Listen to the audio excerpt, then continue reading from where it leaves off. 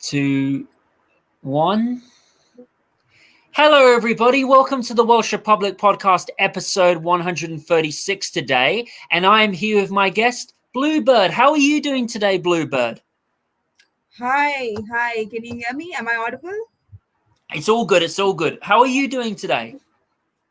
I'm good. I think I just got out of work and I'm pretty excited about today's podcast. Fair enough. That's all good. How was work today? And what else have you been up to lately? Anything much? No, I mean, there is some personal stuff that is going on, and mostly it's just been work, and then keeping myself updated upon everything that's going on in the world, and that's pretty much it. Yeah. What is the weather like there in India at the moment? Is it hot at the moment? So the weather in India is diverse, right? So it's like the northern part of India. Right now it's pretty cold. There might be snow in the coming month, and the southern part of India is actually pleasant right now. Most parts of southern parts of India are pleasant. So Bangalore is on a hill station, so it generally has very pleasant weather. The weather is pretty good. So currently it's like chilly. Fair enough. Hey, I know I've got a bit of topic here, but have you been watching the Cricket World Cup? India's been doing really good, and I think it will be their first title since 2011 when I think they beat Sri Lanka in the final. I think they did. They beat Sri Lanka in that final. Yeah. 12 years, long time coming.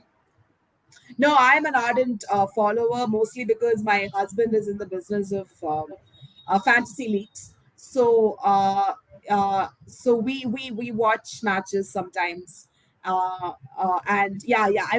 I'm pretty involved in the whole cricket ecosystem to some extent. Everyone's hoping India to win this World Cup, but the next match is most likely going to be against New Zealand in Mumbai. I'll tell you what, Bluebird. I remember 4 years ago, I watched the game between New Zealand and India in 2019, and I remember New Zealand started off really well. And I remember how India just wouldn't give up. And MS Dhoni and the other guy, and those two were just really, really just fighting. And it was heartbreaking India lost that game, even though New Zealand got to the final and then they choked. I mean, you could argue they were robbed by India, but India did a great job in that tournament. I would say New Zealand did a great job because the BCCI is the richest cricket organization in the world. Almost 90% of ICC funding comes from BCCI. So there is a lot of investment that goes into Indian cricket. So the fact that India should be among the top teams, that is expected. New Zealand, on the other hand, is performing exceptionally well. I do think it is one of the best ODI teams right now. And why I think, and this is my observation, is that New Zealand is the one team that India can actually lose to in this World Cup. Because, a bit of a bogey team. New Zealand, ever since 2015, ever since they got to the final and lost to Australia in 2015, they've been on a really good run lately. But whether they can win, it'll be. But I still fancy India to win it, Bluebird. I think India will win it. South Africa's got a very good chance, but we'll see. It'll be India's, I think, maybe their third title if they win it. I mean, Australia are not as good as they used to be. They're not as good as they used to be, Australia. No, it would be India's third title, 1983, 2011. And if they win this one, this would be the 2023. But the reason I think India's weakest link here is New Zealand, because New Zealand really doesn't go under pressure. So, one of the things about the Indian team is that they've always been really good at batting. All of a sudden, they're insanely good at bowling. Oh, they're insane at batting. The batting is their phenomenal. Is their key. It's their strength. I just think right now, even though you could argue Australia have won it 5 times, they won it 3 times in a row from 1999 to 2003, 2007. Yeah. They're not as good as they used to be, Australia. But I do think India and New Zealand will be a great game, and I do think India will win it. In the semi-final. I think it's going to be tight because the New Zealand players really don't they don't go bad under pressure. There's some really good talent. They're not good. No. That's the way Indian team has played is that with the bowling attacks, all of a sudden they put the team under pressure and the batting line crumbles, right? And also, like, New Zealand had a lot of popular support in India when I went for the game in Bangalore. Yeah, they Because do. You've got a few big guys. Brendan McCullum, he's a very big cricketer, very good yeah, cricketer. I think New Zealand no, right no, now. Ravindra is actually a Bangalore boy. So he comes and plays club cricket in Who Bangalore. does? Who does? Yes, he does. He does. Brendan So McCullum. Oh yeah, he does. Yeah, that's cool. Brendan McCullum. No, Brendan McCullum used to play IPL in India, Okay, but the new boy, Rachin Ravindra, right? He's fair been enough. hitting 3 centuries in this. He hit 3 centuries in this entire World Cup. So he's Wow. actually, his family is originally from Bangalore in the New Zealand team. Yeah, So he's getting really popular here. He fair always enough. used to be popular in Bangalore. Now he's become popular all around India, and this is a good find, I would say. Like, he's like young, but it seems like he's set to become one of the best all rounders in the world.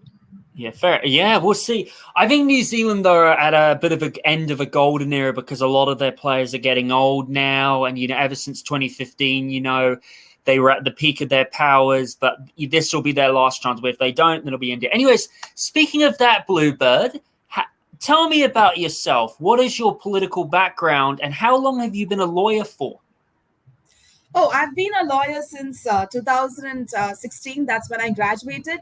I don't go to court. I am a corporate lawyer. I generally work in law firms, and so now I've moved in house. And it's mostly like, I used to do mergers and acquisitions, all boring corporate lawyer stuff which no one really wants to hear about. So yeah. And my political background, I've always been a political person since school. And I grew up in Kerala, where everybody's political. So it was a part of growing up. My family was also pretty political. So yeah, that's my political background. I'm a Marxist Leninist. So yeah. What led you into the road of Marxism? What when you were younger, like, who would you say was the Marxist leader that you really look up to? Like, what book, really led you into the way of Marxism? And what would you like, and what would you say is a very famous Marxist person in India? I think there are so Marxism used to be very popular in India at a point of time. It still has a lot of influence culturally, but ever since 1991, and maybe I would say early 2000s, it's been on a spiral below. If you look at all of India, uh, and this is attributable to the neoliberal policies that India has implemented since the late 80s onwards. So that's one thing. And growing up, there were many Marxist leaders, like who was part of the communist parties in India. But the book, I mean, like, my introduction to Marxism was from party classes. Like, uh, uh, uh, certain communist parties in India do conduct like classes on communism on Sundays to certain students who are interested, right? Since my parents were also communists, I was sent to these schools. There was definitely a time when I was an anti-communist and I questioned a lot of this stuff. But when you go back to the books and read the books again and again, and you analyze the situations around you, and I became like a hardcore communist after that. Until then, it was just like more of my background influencing me. Then I became an anti-communist, and then I actually became an actual communist. That's how I would describe myself. But the book which did influence me the most is which was like an introduction for me into Marxism Leninism, is Imperialism: The Highest Stage of Capitalism by Lenin. Mm-hmm. When you look at all the questions that you used to ask yourself when you were an anti-communist, an anti-Marxist, what was the one question that you looked into, that you tried to debunk again and again and again? And what was that one question that really was the one that changed your mind into becoming a Marxist, that you just couldn't prove and you just realized, oh my gosh, this is right? No, I think it's about the propaganda that is there, right? Yeah. For example, when it comes from a theoretical sense, Marxism has always made sense. Dialectical materialism, Marxism has always made sense to me. But the story of the various socialist projects in the world during the 20th century, especially the USSR, the way it's portrayed in the mainstream media is absolute bullshit. It's absolute bullshit. So your understanding about the USSR, to some extent, does come from the mainstream media. But when you really go into it and when you look at the other side, which is really, really difficult to find, for me as a communist, it's really, really difficult to find it. So as someone from a communist background, for me, it's really difficult to find the alternative narrative out there and how all of this nonsense has been debunked. It's really difficult to find it. But when I found it, I just realized that all of this propaganda about communism is absolute goat shit. It's bullshit. So, like, I mean, if the entire world is like trying to portray, trying to put so much propaganda around this one project, then there must be something into it, right? So I went in detail, went into it in detail, and the propaganda around China is also bullshit. So it to me, what radicalized me to a huge extent is obviously the conditions of India. That's there for one. The Israel-Palestine conflict and many imperialist projects around the world, but also the fact that everything about communism that they told you about is absolute bullshit. This has really been my eye opener. What would you say out of the biggest lie of, like, when it comes to socialism and communism, that they make that frustrates you the most?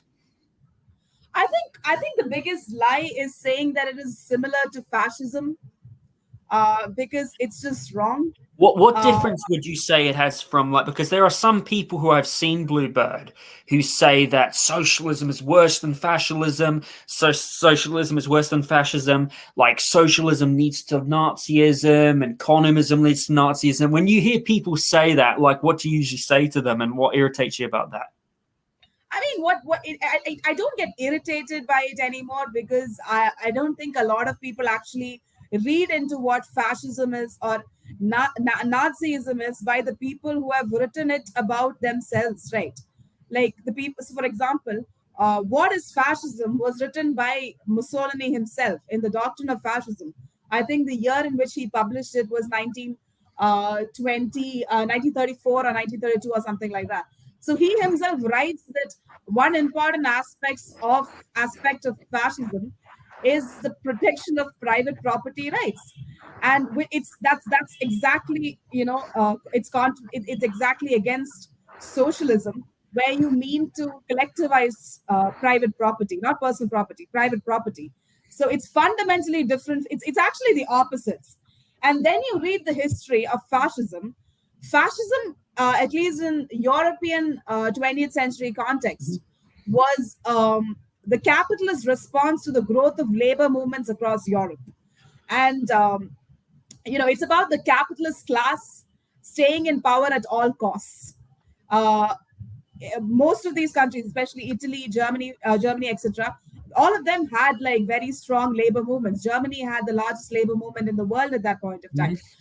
And if when you really go into the history of it, it really was about how the ruling class, which is the capitalist class, could hold on to power, even though the conditions in Germany was really pathetic during the time of the Great Depression, right? And they were paying the vassals, indemnities, etc., sort of a thing. They wanted to hold on to that power, and they basically theorized certain concepts like scientific racism and nationalism on the basis of scientific race, on the basis of ethnic identity. One, and secondly, they would also push for certain reforms which the communists actually pushed for, but when they came to power, they did not implement any of those reforms. So even if you look at it, they name themselves as National Socialist Party. Like these guys tried to market themselves as socialists to appropriate the support that socialists had already created. Right. That was the point. So it was like a response towards the labor movement that was pending at that time among the European population. And this is very different from socialism. So private property rights at that in 20th century was not protected under socialist governments. Like the USSR did collectivization of land. There was some level of private property. Yes, that's obviously going to be there.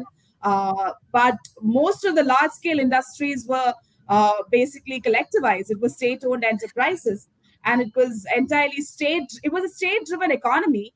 Whereas and also, like, scientific racism was considered a pseudoscience in the USSR. So it's very different, I would say. The fact that the fundamental linchpin is about property rights itself, right? Because most Marxists believe that, I really have to go deep into this, but most Marxists believe that the driving factor of any society when it comes to change is the mode of production, is the changes in the mode of production. So in fascism or in Nazism in Germany, the mode of production essentially remained the same. There was absolutely no change in it. It was just a much more ferocious form of capitalism in which labor rights were suppressed. The first thing that the Nazi party did was they kind of like they disbanded all the trade unions, and they organized a government-sponsored trade union. I think it was called the DAF. I cannot do the German pronunciation of DAF. And the DAF ultimately ended up taking away the 8-hour workday rule. And most workers in German mines were working around like 13 hours per day. So this is nothing to do with socialism. It's just not. Socialism is like, collectivizing private property and directing it for the common good. That's one. Secondly, it's about unleashing the productive forces of a country and establishing the dictatorship of the proletariat, right, which is like a worker state.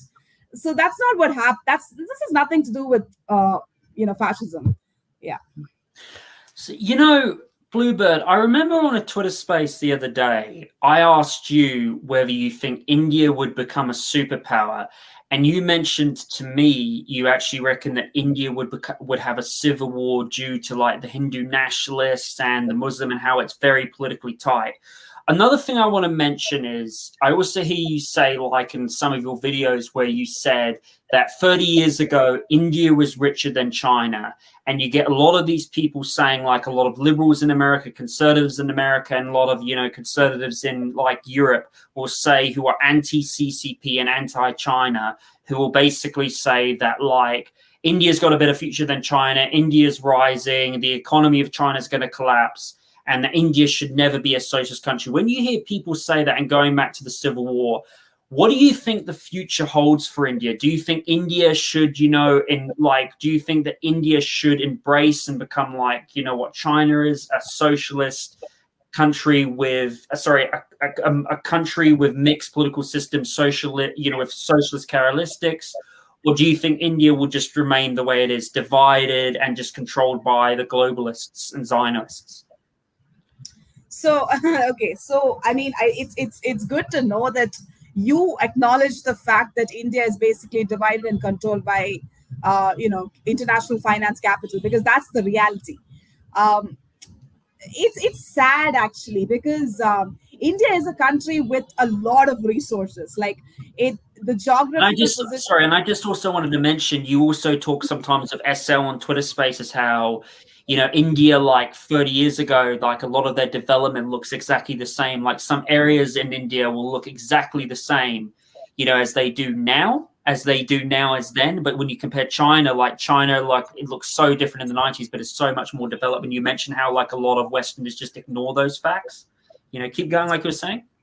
Yeah, I mean, that's true. I mean, SL is right about that. It's also about living conditions of people in India, right? So the living conditions of people in India, it's sad. India was poor right around like 1950s when India became a republic.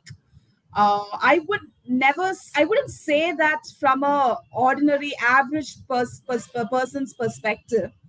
Um, what does decolonization mean, right? Because if you're still under the, if you as a country still do not have the ability to make policies by yourself, then is that really sovereignty? I don't think so. So India was forced to implement policies by the IMF throughout the 90s, 2000s, even right now, even like the controversial farm bill that was introduced by the Modi government some 2-3 years back was coming from the IMF. So a lot of these policies are implemented, have tried to be implemented, and has implemented in India. It's not something that is coming entirely from the Indian government. It's coming from IMF. IMF themselves ensures that a lot of their economists are in key positions in all these finance ministries to give the right advice, and all of this happened during the neoliberal era, right? So India is not technically a sovereign country right now. That's one. India did undergo some, it's nothing revolutionary like China did, but some kind of decolonization when, from 1950s to the 1980s, when there was some level of import substitution that they had done. Not because the state was socialist in any way. India was never a socialist country. India never underwent land reforms or any kind of radical changes, right? India is still a feudal country. It's a semi-feudal, semi-capitalist country. And the feudals in India, the landlords still, it's like, if you look at the Gangetic Belt region, the governance is landlordism. And if you look at like urban India, it's oligarchical systems. But none of these, capitalist class have any patriotism or patriotism to India, because their own profits depend upon the neoliberal international regime, the globalist regime. So it's quite sad that this is the state of India right now. India did undergo decolonization from 50s to 80s, when the industrial productivity has increased substantively, and they also achieved some kind of agricultural increase in agricultural output, which made it a food sufficient country. So these were some of the achievements that India had, that did go right for India from the 50s to the 80s, and these were good. This was genuinely good, but it was nothing revolutionary. But these aspects were good. Even during this time, India had, to some extent, an independent foreign policy. It was a non-alignment. They did exercise influence in the non-alignment movement, which was a lot of Indonesia, Egypt, etc. In these countries, and it had a very good relationship with the USSR as well. So now you come to a situation where India does not have any independent foreign policy. Honestly, it doesn't even have a foreign policy. That's the reality. The foreign policy of India right now is basically where I can get the short-term gain from. That's pretty much it. So it's sad to some extent. And India's position as a regional power, right, of South Asia. If you look at the 70s and the 80s, to some extent even the 90s, India was undisputedly the regional power in South Asia. India had sufficient influence in Sri Lanka. It had influence in Maldives. Bangladesh, Nepal, Bhutan. It's always had issues with Pakistan, but it was the undisputed regional hegemon of South Asia. Right now, right now India is losing that status to China. Because that's really what the India-China dispute is about. It's not about some border issue. The India-China dispute is about defining spheres of influence. And India's sphere, traditionally what is considered as India's sphere of influence, right? These South Asian countries, India is losing its influence in these countries bit by bit. Like some 1 month back, there was an election in Maldives in which the pro-China president came to power. And the pro-China president has asked India to remove its military infrastructure and base from Maldives. Maldives is right below India. Sri Lanka, on the other hand, is still, it's a mixed situation. I'm not saying that they don't consider India, but the influence of China in Sri Lanka is extremely high. Bhutan is solving they've already solved the Doklam issue, the border issue with China without consulting India. And Bhutan's foreign policy at one point of time was basically, we will not do anything without the consultation of India. Same thing happening in Nepal, where a communist revolution happened and India went and interfered in an unnecessary manner, and things went wrong. So India is losing its regional hegemon status due to China's ability to export capital to these countries, which are very underdeveloped. And that's essentially what it's about. Whether India should become a socialist country or not, I don't think India has any other future which can drive itself to become a superpower without doing radical socialist policies, especially land reforms. Unless you take care of the landlordism that goes on in like all these Gangetic Belt region, and use the land more productively, unless you mechanize agriculture, like India has the most arable land in the world, but its agricultural production numbers is lesser than China, which has less arable land than India, right? India cannot do manufacturing. It can do services, but the service industry, as you know, is very susceptible to recessions and foreign capital ingestions, and it's also susceptible to new technology in AI, etc. Right? So, and India needs to import oil because it has not undertaken. No, I don't think it's right to say that India does not have any oil. It's a huge landmass. Obviously, there's going to be oil somewhere, but it has not engaged in oil discovery. So it has to import oil, which is bought in dollars. So it still has a current account deficit.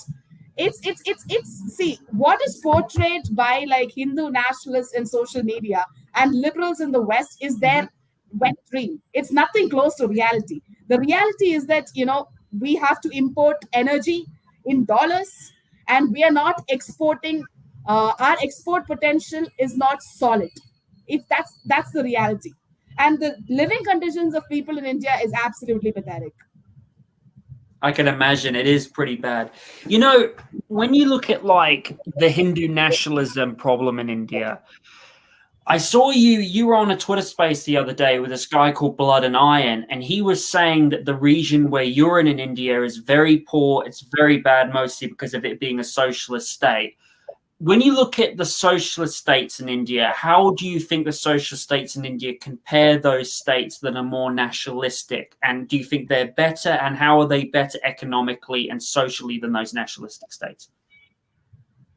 I mean, I see. Okay, this is just there is a lot of propaganda around. And first of all, it's not a socialist state. I think it's a state in India. India has a federal system. It's a state in India which is ruled by the Communist Party. That's it. It's the state of Kerala. That's where I'm from, right? Now, Kerala tops. So I have been to like other parts of India, and I've lived in Kerala. I think one of the fundamental issues that is associated with India is open defecation, right? So if you look at like open defecation, as Kerala is open defecation free, whereas like it's the numbers itself are like bad in BJP ruled states like Uttar Pradesh, Bihar, where it's like 56% or something, 36% or like 40% or something like that. That's like one of the number one issues, that you associate with India. The life expectancy in Kerala is the highest. When it comes to menial labor, the highest minimum wage and the highest average wage is in Kerala. The highest literacy rate is in Kerala. Highest number of car ownership will be in India. I mean, there's no need to go into this. Like, you can look at any indicator, and Kerala will top the chart, except for economy, because it's a small state. It doesn't have. It's like a beach, and then there's hills. So it doesn't have the ability, and the state government does not have the ability to. Does not have the capital to industrialize itself at the level that the union government can. So it still does have industrial output. Like it still has industrial output if you look at it on a per capita basis, but it's a small state with 35 million population, and it's ahead of every other state in India in pretty much every social indicator. Even the per capita GDP would be higher than most countries. I mean, there would be states which have higher per capita GDP, but I can tell you for a fact the living standards is way better. Dude, like people are not gonna it's if people have healthcare which is accessible to them in very cheap rates. Everyone is educated. So yeah. When you look at the healthcare system in India, what would you say is the biggest issues facing the healthcare system in India? I mean, the fact that there is no healthcare infrastructure in most of rural India would be the number one aspect.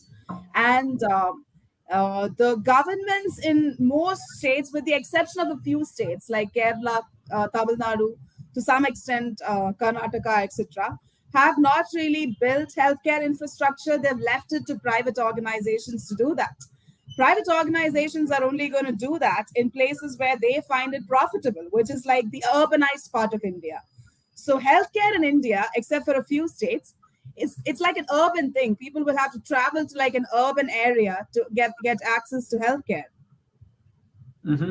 Yeah, that would be very far to travel, especially in a big country like India. Exactly. Mm-hmm. You know, another thing is also comes to the sad state of intervention in India. That is a real big problem, isn't it? Intervention. Yeah, intervention in India. It is a big problem there.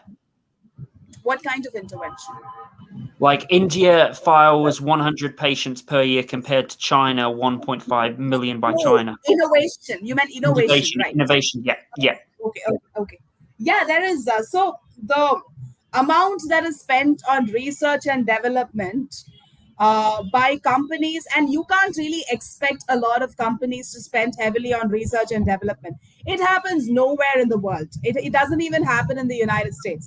What happens in the United States is a lot of these private companies, they have a small research and development wing, which comprises of, a section of people. But most of the stuff is basically outsourced to universities, which get funding from military. That's what happens in the United States. In China as a state, in its universities and through organization, directly provide funding for research and development.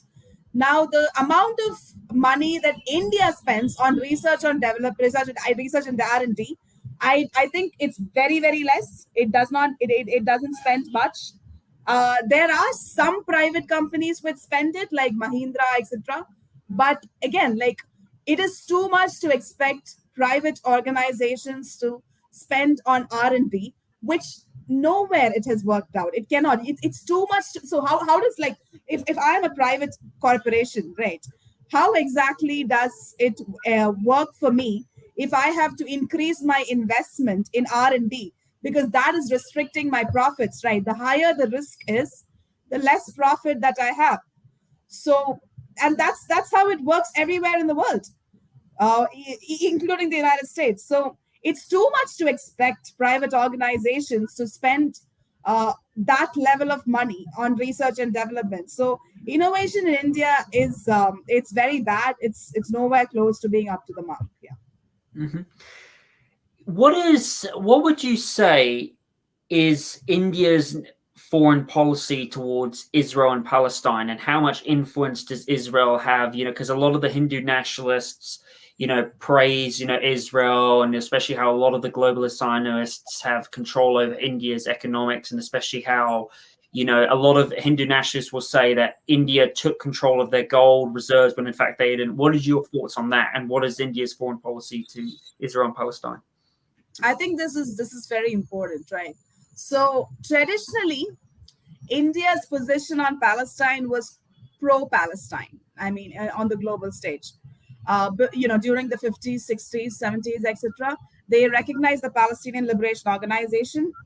Yasser Arafat had even visited India at one point, and the reason for that is because India's relationship with the pan-Arab countries, Iraq, Syria, the non-alignment pan-Arab countries, Iraq, Syria, Egypt.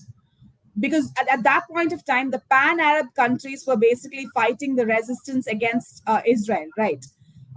So Nasser had nationalized the Suez Canal at that time. They went on a war, everything. So the pan-Arabism was basically the resistance against Zionism at that point of time. And these countries had a very good relationship with India. Mostly because most of India's energy needs came from Iraq. So its relationship with Iraq was very important. And it stood where the non-aligned, these pan-Arabist guys stood, because that relationship was very important for India. Now, that entire pan-Arab movement is dead right now. It does not exist because of everything that happened in 2011, the 2003 Iraq War, the civil war in Syria, etc. So that entire pan-Arabism is dead. Currently, the resistance which is fighting Zionism is the Islamic resistance, right? In which the axis of resistance consists of Iran, Hezbollah, and Lebanon, Syria, North Korea, and there's some of these parties. So that's Russia and China. I wouldn't say Russia and China is directly in the axis of resistance yet. No, I wouldn't say that. Yeah. Keep going, like you're saying. Yeah. So it's basically the Islamic resistance and Yemen definitely. Yeah. So the center of the Islamic resistance is Iran. If India's relationship with Iran was really good, in the sense that if India was buying oil and gas from Iran, then India would have taken a pro-Palestinian position right now. India did have the opportunity to do that in 2008. 2008 was actually a very monumental year for India. So it was the year when so India was sanctioned because of its nuclear tests. And in order to get out of the sanctions, the United States basically said that you can sign this agreement. It was known as the 123 agreement, Indo-nuclear civil deal, etc., etc., etc. Basically, it was non-proliferation. And when India signed that agreement, India would be able to develop nuclear reactors in exchange for non-proliferation. So the other option that India had was the gas and oil pipeline from Iran, which Iran offered. India decided to go for non-proliferation. And this decision was taken in the parliament. There was a no confidence motion passed in the parliament because the communist parties, the left, who was a huge part of the parliament at that time, said that they will withdraw their support to the government if they go ahead and sign this agreement. So they withdrew their support, and the left, the communist parties at that point of time had like some 70 seats in the parliament, which is huge. So they withdraw their support. So there was a no confidence motion passed, but the government went through. The government succeeded. The no confidence motion did not pass. So they went ahead and signed non-proliferation with the United States, out of which nothing has stemmed out of it. From the United States, nothing has stemmed out of it. Like, United States has not developed even one nuclear reactor in India. Russia is developing nuclear reactors in India. That's a different thing. So instead of going into the gas pipeline with Iran, so this was actually a critical movement for India, because I would say that this marked the vassalization of India on a geopolitical level. Mm-hmm. So currently its obligations towards Palestine is forgotten. They give them some money, as aid. They do give a lot of money. You need to give them credit for that. They do build hospitals and schools and stuff like that. They give them aid, but politically, they have a very good relationship with Israel right now, especially since Israel has assisted India with weapons and some intelligence information during some of the wars that India has fought. And over a period of time since 1990s, when the neoliberal policies got implemented and after the whole non-proliferation was signed, India established diplomatic ties with Israel, and the relationship is going forward. So it's going at an opposite direction right now. I was on Twitter. I was looking at your Twitter today, and I saw you mentioned how the United States has such a big influence, like how Israel has such a big influence, like on the United States Congress, the United States Senate, on the United States politics. And a lot of, the United States business owners are like, Zionists and stuff. when you look at, and especially, how in 2007, where there was a United States Congress member, a former one, came out and said that lawmakers have to, before going into becoming a lawmaker in Congress, they have to sign a contract where they basically have to say that Jerusalem is the capital of Israel. And, a lot of people will say that Donald Trump is against the globalists and against the bankers and the elite, but he didn't do anything to fight the Federal Reserve. He didn't do anything to end the military-industrial complex. He would love, in fact, he said the other day in a conference that he would, he warned the Jewish community or something that, of Iran, and he wants to be a tough Iran. If anything, he would love to go to war with Iran. He would love to go to war with Iran. So when you think about it, like, when knowing the Zionists, knowing Zionism is of course not the same as Judaism, because there's a lot of Jews who don't like Zionism, and most of them disagree because Zionism really has nothing to do with Judaism. When you found that out, like, how much would you say that disturbs you to find that out? And like, do you think there's any way America could get rid of the Zionist influence in its government, or do you think it's just going to keep getting worse and worse and worse? Especially, when the United States gives, $1 billion to Israel a day or something like that, and has given them so much money for years. Especially, when that money is going to to weapons that Israel are using to kill innocent children in Palestine, to kill mothers, to kill fathers. How does that make you feel? I mean, see, now I actually have a contrarian opinion on that, in the sense that I think the Zionist lobby, I think it's called APAIC. APAC. There's also APAC. Yeah. All of these lobbies have huge lobbying potential in the United States. That is a fact. Nobody's denying that, right? Having said that, what Israel was at one point of time was basically like a British colonial project by creating Palestine into a mandate, and then basically, like, we didn't want the Jewish population in Europe, so let them go settle in Palestine, right? That's pretty much what it was. But now, to me, it seems like an extension of the United States military, in the sense that I believe that it's the largest military base of the United States, and it's located in a very strategically important point in the Middle East. Because in case of any war, you can have the Suez Canal, you can annex the Suez Canal, Cyprus and Turkey in the north, Syrian oil fields on one side, the Jordan Valley, Saudi Arabian oil fields down south again from Syria, Iraq oil fields beyond Syria, right? So it is a strategically important location, not just because of the resources and the Suez Canal, but also because it would prevent the unification of the pan-Arab country, which was the original demand of the Arab revolt, of the leaders of the Arab revolt against the Ottoman Empire. So how all of these countries gets formed, right? It's like it was all the Ottoman Empire. And during the First World War, the Arabs, the leadership among these Arab countries, decide to revolt against the Ottoman Empire, and they decide to help the British in France, who was on opposite sides in World War I. And what they demanded at that point of time was sovereignty for this pan-Arab nation.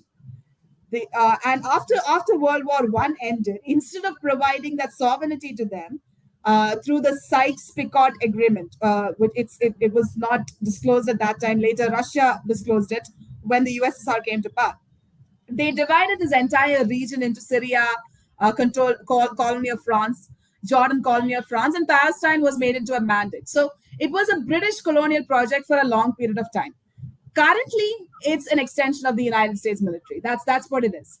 So it's kind of like Saudi Arabia, Ukraine, and Kosovo, like all those globalist states, and it's like Taiwan too. Like all of these states are used, to spread the globalist propaganda and the Zionist control over the world, which is about the New World Order, basically. I mean, yeah, you could say that. Exactly. See, I don't remember this exactly, but there was one instance on which Israel and Saudi Arabia differed. I don't remember this. It was very recently. Israel and Saudi Arabia differed on a position, and the United States, instead of taking Israel's side, took Saudi Arabia's side. So, see, it's like, how do I say it? Of course, Zionists have influence in the United States, but I wouldn't go to the extent of saying that Zionists control the United States. I think I wouldn't go to that extent. So the existence of Israel as a state right now is linked to the United States status as a superpower, which can exert military power across the globe. If and when the United States position is weakened, Israel itself becomes weakened. How do you see the situation like ending in the war? Like, how do you see like the situation ending? Do you think Israel will win this war, or do you think that, you know, somehow, you know, like Hamas will take over, you know, and like find a way to beat this? This is a very difficult question because I don't really know what is the potential of Hamas, right? Obviously, from the videos that we are saying, we can understand that they're pretty much well trained. It's not just Hamas. So I think there is this. I think there's this misconception, especially in the Western countries, you know, that it's just Hamas. It's not just Hamas. It's Hamas. There is like PFLP, which is a Marxist-Leninist organization. There is the Palestinian Islamic Jihad, right, which is the political wing of the Al-Quds brigades. Then there is the DFLP, which is a Maoist organization. All of these organizations together form the resistance. So this is a war between IDF under Israel and the unified resistance. So I don't have the ability to understand the potential of Hamas from a military perspective, but they seem to be well trained. Hamas and the resistance, but they seem to be pretty well trained. So I would say that, you know, if Hamas is successful to some limited extent, then Israel will have to deal with Hamas, sit on a table and draw out a deal with Hamas and the remaining of the resistance. That to me is a win. If Hamas does not do well in the battleground, I think what Israel and the United States is trying to do is that they're trying a color revolution sort of a thing, where they want to remove Hamas from the power in Gaza. So Gaza is ruled by Hamas. Hamas won elections in Gaza in 2006, and West Bank is governed by the Fatah, which is led by Mahmoud Abbas right now. So I think what the United States and Israel is trying to do is to remove Hamas from power in Gaza and instead install Fatah under Mahmoud Abbas as the governing authority of Gaza. So, and to me, Mahmoud Abbas is basically like a Western puppet right now. Ever since he's been in power, many settlements in Nablus, Jenin, etc. have been occupied, and it's in the process of being occupied by Israeli settlers. And him being in power in Gaza is going to ensure that the same happens in Gaza as well. And all of a sudden, any concept of Palestine will not exist. So in the long term. So I think that's what the United States and Israel is trying to do. A color revolution in Gaza, removing Hamas from power and putting like Fatah and Mahmoud Abbas. I think that's what they're trying to do. That would be a bad situation where the war is not going well for them. You know, World War One, they say that World War One, that the United States was dragged into World War One from, what was it called? The Belford Assassination? What was that again? I'm not sure about this. I'm so sorry. A lot of people say that the United States was dragged into war from the Belford Initiation or something. I can't pronounce that, but it was basically dragged into war. And we all know that, you know, Israel was a state that was given to the Zionist elite to, you know, to build, you know, their propaganda and stuff, and to build, you know, to spread the New World Order in that area. When you look at that history of like all that stuff of, sorry, I've gone off a bit of topic. What I was meant to say is, when you look at the October the 7th attack that happened, do you think it was an inside job, especially, you know, when the Israeli army is supposed to be the most superior army in the world? It's supposed to have the most advanced technology in the world, Israel, especially like for that to just happen, that doesn't make any sense. Like the Israeli and the Iron Dome should have been able to stop all their territory, but I think they're pretty much doing this because, as Wesley Clark once said, it brings up to the Wesley Clark thing where he once said the United States, in an interview, that after 9/11, the United States has plans in the next 7 years to invade Syria, Sudan, Iraq, and Iran. Do you think right now that this is a greater Zionist plan, especially, September the 23rd this year when, Benjamin Netanyahu came out and said he wants to make a new Middle East? Do you think this is a plan to make a greater Zionist plan? And do you think this is to try and lead into war with Iran, especially, how the United States has bought in a nuclear submarine, very close to Israel-Palestine? And do you think they might try to do like a US Liberty 2.0 situation? Okay, so personally, I think it's a fair thought process to have that has this, to have on whether this has been like an operation which has been orchestrated by the IDF. But I wouldn't, I don't believe so. And the reason why I don't believe so is because Hezbollah, Hassan Nasrallah, and Iran has come out with statements in favor of the Operation Al-Aqsa Storm, right? So, I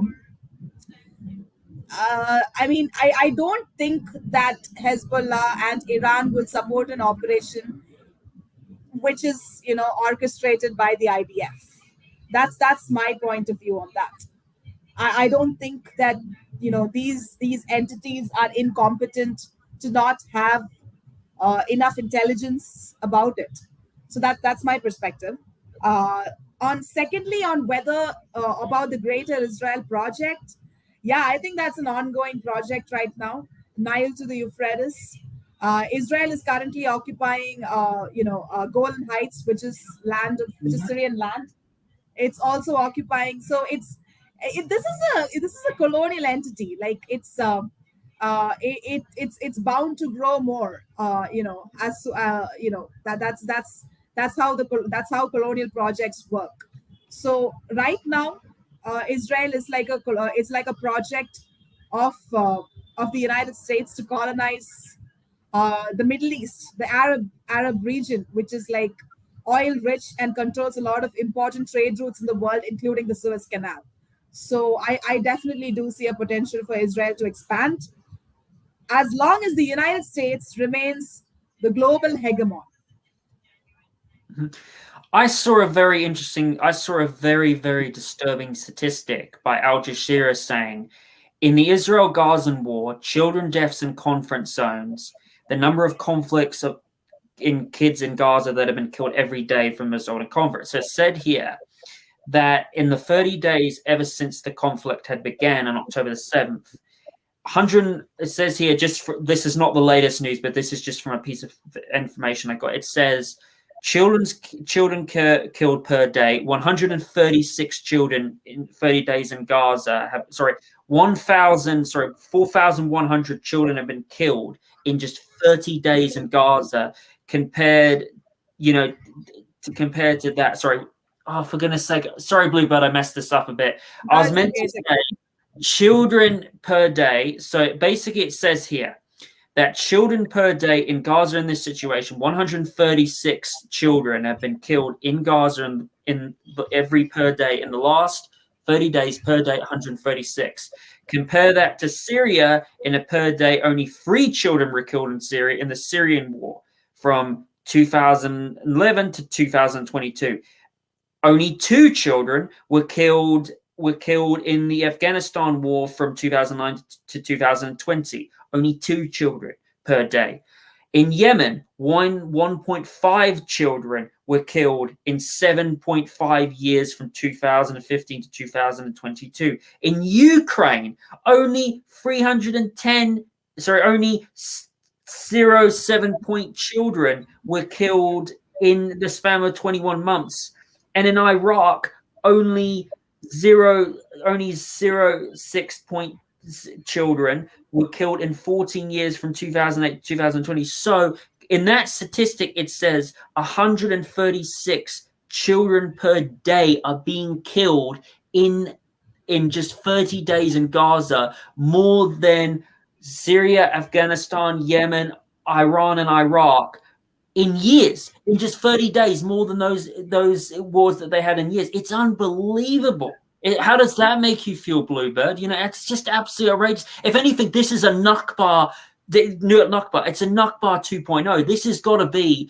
Well, I don't understand how Benjamin Netanyahu is not in prison for this. This is like the biggest crime, probably the biggest genocide there's ever been in human history. It's an absolute genocide, and it's disgusting. I really wish people, seeing the innocent children, the innocent mothers dying, the innocent fathers dying, like this has got to stop. And, the fact that people cannot see, especially when, there's a website here called If America's New, which is an absolutely fantastic website that is pointing out, that really points out, that there's more kids being, there's more Israelis, more Palestinians being jailed than there is than Israelis. Israel has had, more United Nations, resolutions against them. I think it was 50, more against the head. Israel has only had one. And look at all the journalists that have been killed by the IDF bombing. It's absolutely nuts. Bluebird, I can't believe people can have the audacity to support the Israeli side when they don't realize the Palestinian side has suffered long enough. Especially, if you think about it, I remember watching a video by Syrian Girl where basically you have such high security cameras in the area of Palestine. And isn't it screwed up how the IDF is literally is an organization that was funded by the two original terror groups back in the two original Zionist terror groups back in the day of its formation that formed the IDF, and one of their founding members was the second Prime Minister of Israel, who was basically charged of killing was charged by criminal terrorist crimes. And then all of a sudden, it's so messed up because you have the IDF basically training the FBI, training the CIA, training the police in America, and basically in court, training ISIS and the neo-Nazis in Ukraine. It's absolutely mental.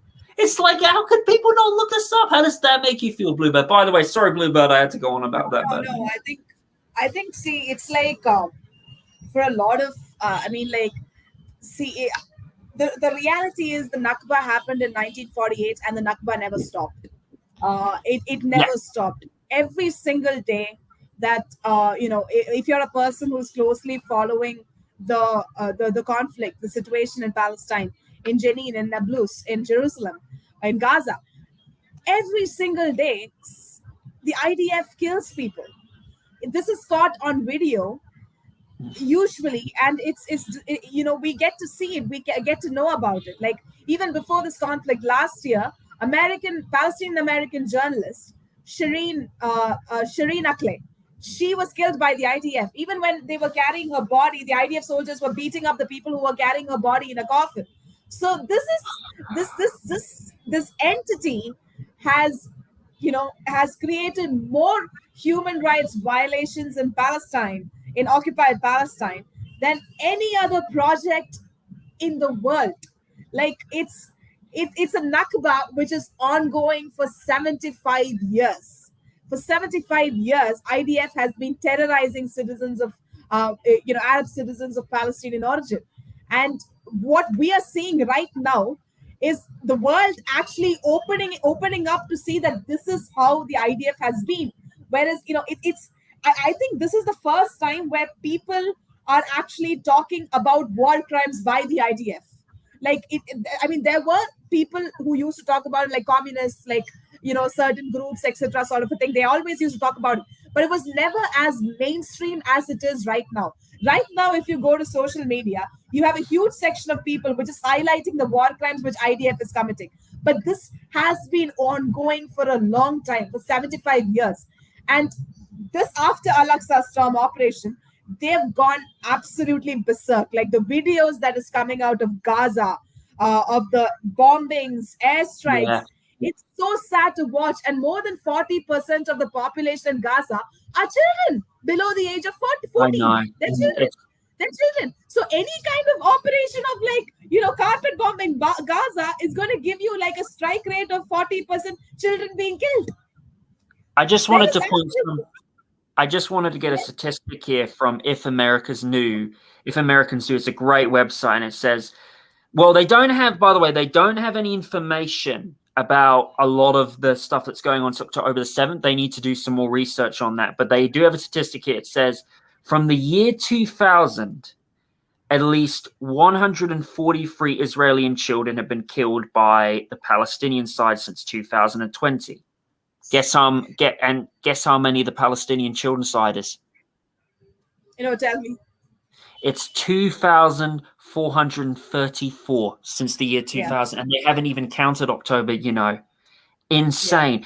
And there's also number 4 here that says at least 10,752 Palestinians have been killed. Compare that to 1,346 Israelis since the year 2000. It's absolutely, this is real statistics. This is done by a good website called Americans New. It's absolutely messed up. Yeah, that's see that this whatever this war has always been like disproportional.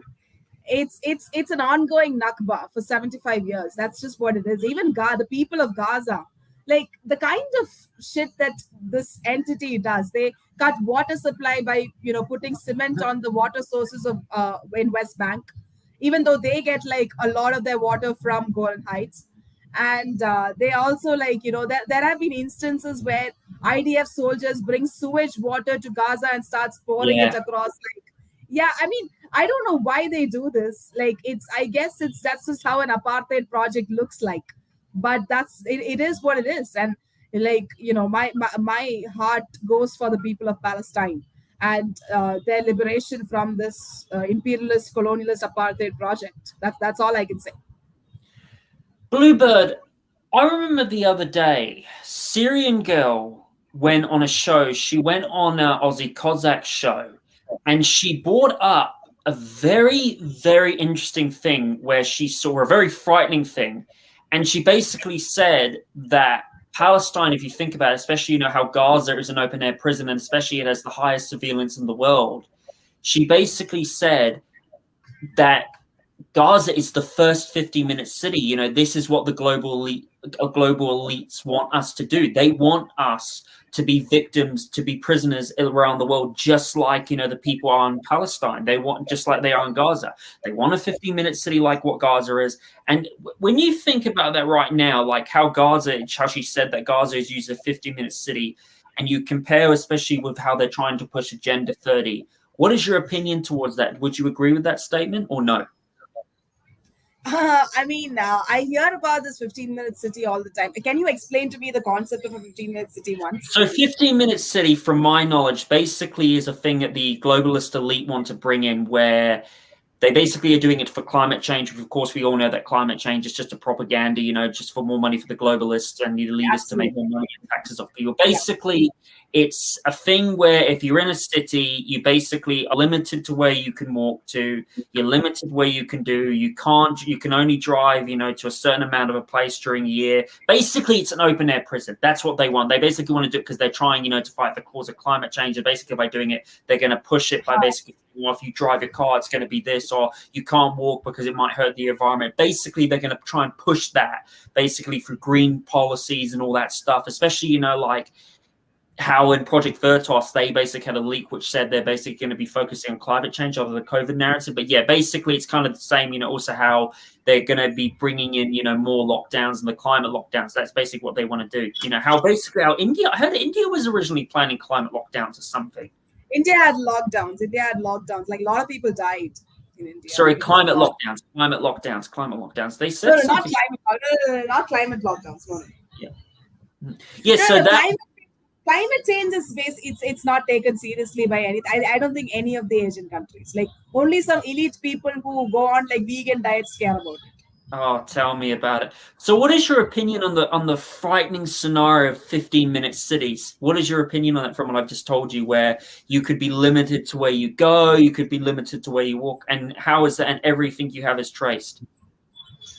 Yeah, see, I don't know how practical that's going to be. Like, for example, Gaza is an open air prison. There are 2 checkpoints. One is the checkpoint in Israel.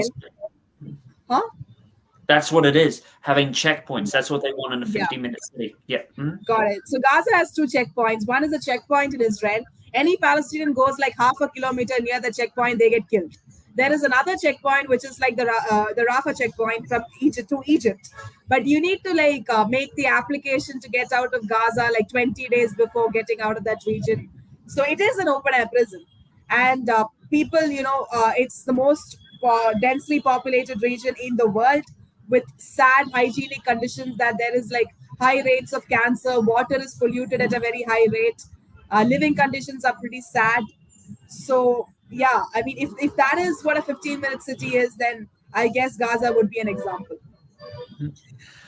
Bluebird, when you've done your research of like right now, what would you say has been the biggest Western media lie that the media has said about the Israel-Palestine conflict? Sorry, in your study, what would you say is the greatest lie that the Western media has ever said about Israel-Palestine? One thing that people barely talk about. I think it would be that Palestinians are terrorists. So that would be the one big lie of the narrative that you hear from Western media. In international law, according to the Geneva Convention, Additional Protocol 1, any citizen living in an occupied territory have the right to take up arms against their occupier. This is a right guaranteed by international law. So, by international law. So, I mean, classification of a certain section of people who are being oppressed for 75 years, and whenever they fight back they're being classified as terrorists. I just think I think it's been done before. For example, Nelson Mandela, Martin Luther King, all of these people were considered as terrorists, but the fact is they're not. Under international law, they have the right to fight against their occupier. They absolutely do. When we go back to that, it says here, Israel is the target. How you say it's broken a lot of, speaking about this, in Israel is the target of at least 78 UN resolutions, and Palestine is the target of one. And isn't it funny how they'll say that Israel is a democracy in the Middle East, but in fact, there is more people in Israel who have been jailed, more Palestinians that have been jailed. More than 800,000 Palestinians have been jailed since the year 2000. Yes, it's absolutely ridiculous. It's an apartheid project. It's running an apartheid. I mean, it's the jailing, and I don't know if there is a movement called the Temple Mount movement, which basically it's Zionist belief that the third temple needs to be built, the Temple of Solomon needs to be built at a location, and for some weird reason the location happens to be on the Al-Aqsa Mosque, which is the second holiest place of Islam. And there is this entire movement called the Temple Mount movement, who wants to bring down that mosque and build the Temple Mount. So it's last year the defense minister and some other people stormed into the Al-Aqsa Mosque during the time of Ramadan and beat up the people who were doing prayers there. And they constantly, the Jenin refugee camp, they bomb the Jenin refugee camp on a regular basis, not just as a part of this conflict. They kill people on roads, put them in these refugee camps. And do you know how many refugee camps itself are there in Israel? And even entry into Al-Aqsa Mosque is like IDF controls all of this through checkpoints, etc., sort of a thing. So Israel is not a democracy. It's an apartheid state in the Middle East. It does not grant equal rights. Even the labor laws in Israel are differed by ethnicity/race. So for Jews and for other people, there are separate labor laws. There are separate citizenship laws. There is separate voting rights. It's all separate. That is the definition of an apartheid state. That is not a democracy. Absolutely, it is not a democracy. What would you say is the most apartheid law that Israel has that a lot of people don't bring up? I think it's the labor laws, because I think there is the Palestinian population in Israel is committed to labor harassment and to extensive labor laws. And I think that is a problem. That I would say that is it's not spoken of much, but it's true. And recently there has been like news that they want to expel the Palestinians and bring Indian people to do jobs there. I mean, apparently, I don't know if the Indian government is going to send workers there. Why do you want to put Indians in a state of apartheid as well? The Indian Jews who went to Israel, who took the Aliyah and went to Israel, they went there and had a very bad experience. They even wrote a letter to the then Indian Prime Minister Nehru stating that they want to come back to the motherland, which is India. And so, I mean, dude, like what their claims were that when it comes to housing, healthcare, the best was reserved for European Jews, Ashkenazic Jews, and then they would always be degraded when it came to housing. They would be sent for wars, etc., sort of a thing. So this is not a country to go to. It's a colonial apartheid project. That's all I'll say about it. Mm-hmm. So, what would you say, like, because a lot of people, also bring up the fact that they also accuse Hamas of like building, terrorist, underground tunnels. What is your opinion towards that? Like a lot of the pro-Israel supporters that say that. I mean, it's a state of war. I mean, like, if you're fighting against the occupier, why can't you build tunnels? In the Vietnam War of Independence, right? Uh, Tunnels were used to get, for supplies. Same in the Syrian war. Like, tunnels have traditionally been used as, for supplying the purposes of supplies, like in many, many wars. That's not like a terrorist activity. Mm-hmm. So, Bluebird, I just wanted to ask you one more question. We didn't really talk about a lot of this. So what do you think what role do you think that India is going to play in BRICS? Do you think India is going to stay with pro-China, is going to stay like and have a good stance with China and India? And do you think that they will stay with BRICS? How do you see it, their role in BRICS going forward? Yeah, I think, as I said, right, India does not have any foreign policy right now. It's honestly, it's just about like temporary benefits. So I think India will stay on with BRICS. BRICS is not something that is like, it's not something, if it passes a resolution, it's not, it's not an organization which makes it mandatory for all countries to follow that resolution. That's not how that organization works, like the European Union, right? Or NATO, for that matter. So I don't think they'll move out of BRICS. I don't see how India can contribute to BRICS because there is nothing India can do that the other countries, especially China, can't do. And yeah, that's and on top of that, like, I think India will leverage its position in BRICS for much, for more gains, temporary gains from the West. I think they'll do the same with China. And I don't think India will go to war with China and become the next Ukraine, because the Indian ruling class they're not dumb. They very well know that if they go into a sustained war with China, their economy cannot sustain itself, and the Indian state will not exist. That's the reality. So and there'll be internal forces in India which will ensure that the Indian state does not exist. So the Indian ruling class is very much aware about that. So I don't think they will be foolish enough to go to a war with China. Mm-hmm. Oh, absolutely not. It would be incredibly dumb. So before we finish up, Bluebird, I just wanted to also ask you one more other question. If you could go back in time and meet any like socialist leader or any political leader, who would it be? And if you could ask them any question, what would the question be? I think I have so many questions because I am still learning, right?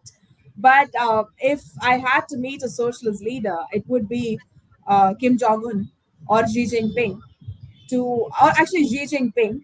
And the question I would want to ask him is that China right now has a strict non-intervention policy because of its attacks on the Belt and Road initiatives and the countries that China considers as ally. Is China likely to change its non-intervention policy in the future? I think that would be my question. Well, thank you very much, Bluebird, for coming on. It was a pleasure having you. I really enjoyed, our time together. And I just want to say that, and where can people find you, Bluebird? Oh, you guys can find me at my Twitter handle. It's I can just type it down here. in the chat. I need you can just say it. You can just say it if you want. Or it's at the rate. It's at the rate BL Blues and Bees. BLUESNBEEZ. I mean, I'm also trying to do something where if you ask me a question, I can get onto a call with you to explain that question and all perspectives regarding that question or concept or situation, geopolitical event, etc. And along with a report with all the sources, etc. And I'll explain everything and take questions on a call. I'm trying to do that, but that's still in the process of being materialized. But yeah, you can find me on Twitter. Well, thank you very much, Bluebird, for coming on my show. It was a pleasure having you. And I just want to say to everybody, please go and, give Bluebird a follow on her Twitter. She's a very good political analyst, very smart when it comes to geopolitics and Indian politics. If you have any question you need to ask her, she would have the answer to it. Very smart, very intelligent. So please go give her the follow she deserves and go and support her work. And I just want to say to everybody, please remember to like and subscribe to my channel, and please like this video. Remember to share it around to your friends and family. Thank you for joining the Welsh Republic Podcast, episode 136 today. Take care, everybody. God bless you all. Stay safe. Bye.